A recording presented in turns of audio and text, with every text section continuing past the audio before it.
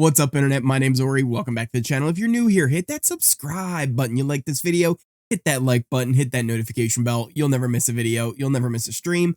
Today, we're breaking down episode number 3 of Survivor season 44. And let's just kind of go tribe by tribe here. We can start off with Tika, since last episode, we ended with Helen being voted off. And when we got back, Carson tried to smooth things over with Sarah, since he really didn't fill her in on what was going on, and he went along with the Helen vote. She's not buying it, though. Not one bit. She knows that come tribal, she would be in a lot of trouble with these other three.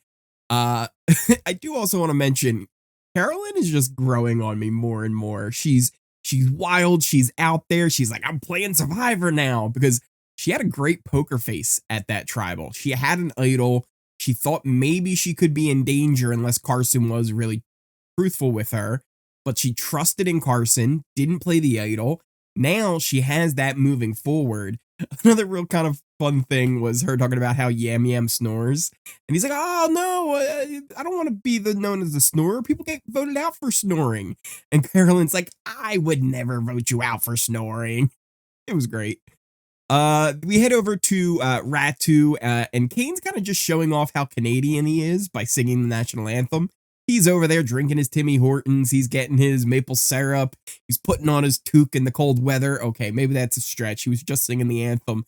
But it was kind of a nice, fun little crossover, since we're doing a lot of Big Brother Canada content right now on the channel. We got Kane the Canadian over here on Survivor.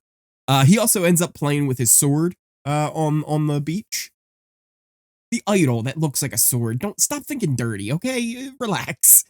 Meanwhile, Brandon is kind of just showing off that he's a provider for the tribe. So just a little bit of fluff here on the Ratu tribe. Until then, they start eating worms. Yes, worms.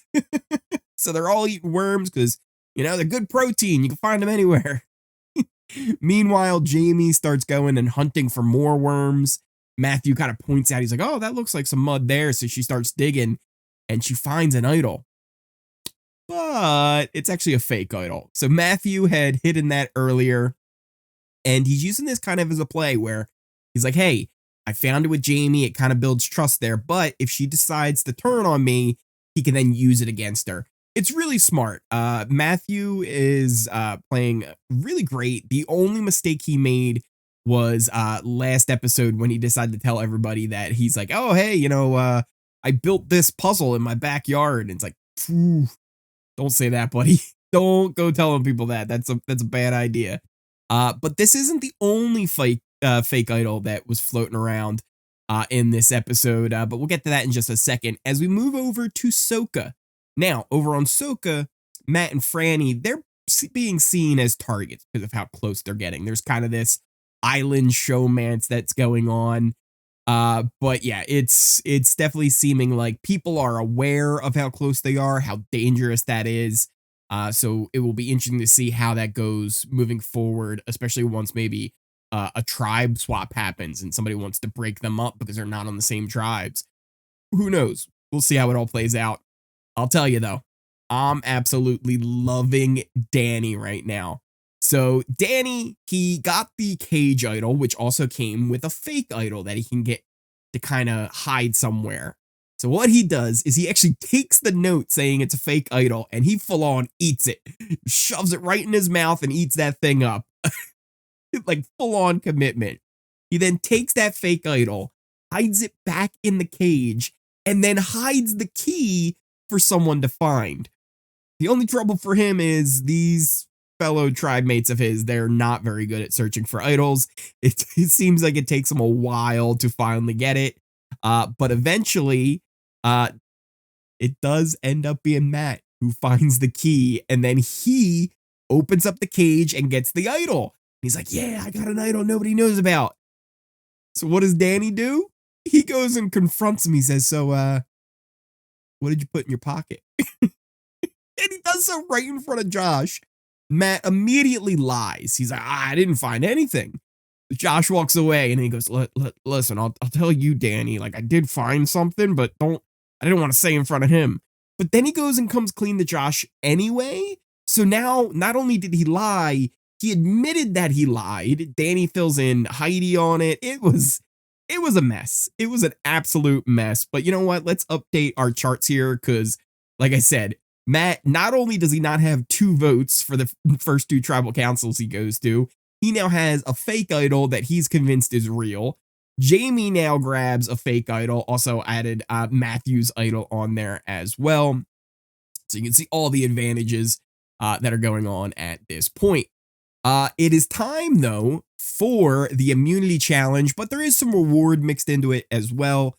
First team to finish gets a big thing of fruit. The second one to finish gets a much smaller one.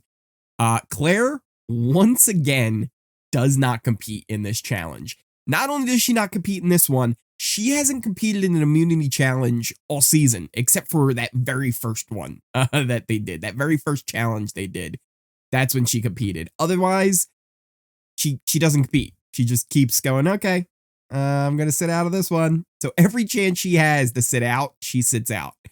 Soka, despite having an early lead, starting the puzzle first, ends up fumbling that lead. It ends up being Ratu who comes off with the win. It was also, I realized I just didn't describe the challenge at all. It was one of those ones where they started in the water. They had to kind of like climb up somewhere high, get a key and spin it around. Then they had to dig underneath a log, and then they had to do one of those color puzzles where no color could be the same on each side. They all had to be different. And it ends up being Ratu who wins. But after they win, both tribes just decide, hey, let's just copy on theirs. And so they start running back and forth trying to finish. And even with Tika having Yam Yam almost kill Carson with a falling block, like one of those blocks was on the very top. Yam Yam pushed it over. It almost fell right on Carson's head. He would have been dead. He would have been knocked out cold had that thing fallen on him. Tika ends up getting second, and Soka started that puzzle first, ends up losing. They are headed to tribal for the very first time this season. Now, when we start to get an idea of who the tribe wants to go, initially right off the bat, Danny wants Claire, right? Because, like I said, she hasn't been competing. How do you keep this tribe the strongest going forward? Because you still need to win immunities.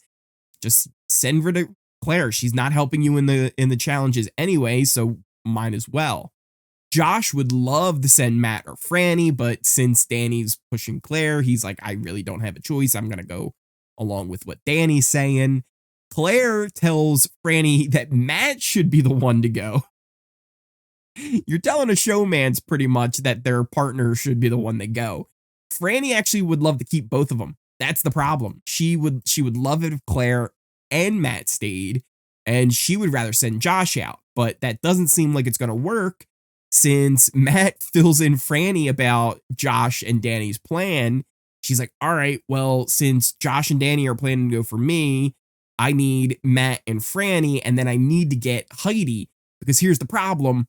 Matt doesn't have a vote.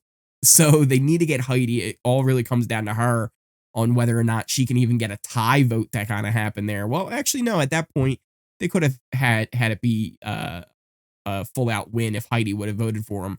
They would have had a kind of a 3-2 vote. But Claire, she's like, maybe I just play my shot in the dark. And we get the tribal, and that's what she ends up doing. She plays her shot in the dark because Heidi just wasn't giving her confirmation that she had her back. She asked her, like, hey, you know, can you vote with me? Like, what are you doing? Like, are you going to keep me or are you going for Josh here? She's like, I don't know. I got to think about it. She's like, what do you mean you got to think about it? This is my game you're talking about. You have to think about it? So she wasn't giving her what she needed. Even at tribal, she kind of asked her again. She's like, are you still in the same spot as when I talked to you before? She's like, yeah, I think so. So Claire plays her shot in the dark. She doesn't get a vote. It doesn't work. And that ends up being a 4-0 vote to send Claire out. Because again, Matt doesn't have a vote. And Claire used her shot in the dark. So only 4 people voted. Yeah, kind of just a very simple, straightforward episode. But you know what? I liked it. It was a good episode overall. The fake idols going on. Danny was really the star of this thing. Matt was looking great as well. But yeah, that is it. Say goodbye to Claire. She is gone. And now it's going to be interesting to see how this plays out next week. From the trailer, it kind of looked like a big twist is coming. There was something like put in the bird cage. Jeff was talking about how something's going to change the game now. It looked like a rescue boat was coming in, so maybe somebody gets hurt and medevaced out. We saw a lot of that in the first episode with people getting hurt. So maybe that continues. We're going to have to see. What did you guys think of the episode, though? Who you liking? Do you like Danny as much as I do right now? I think he's crushing this game and doing phenomenal. But we've seen in recent seasons, if you're crushing early in the edit, you're probably not going to do well in the end. So we'll have to see how this all works out for him. But let me know in the comments down below, what are you thinking? Also, once again, if you are new here, hit that subscribe button. If you made it all the way to the end of this video, smash that like button and hit that notification bell so you never miss a video, you never miss a stream. I've got videos up for the past 2 episodes of Survivor you can check out. Also, we had one for the brand new BB Can 11 Digital Daily that we released last night, pretty much during the episode. But if you haven't seen this daily, I definitely recommend watching this recap because it was actually good. These digital dailies for Big Brother Canada haven't been good recently. This one was really good. And we will have a review for the episode out today as well, for the 4th episode of Big Brother Canada. So keep an eye out for that as well today on the channel. Thank you guys so much for watching. I appreciate each and every one of you, and I will see you next time.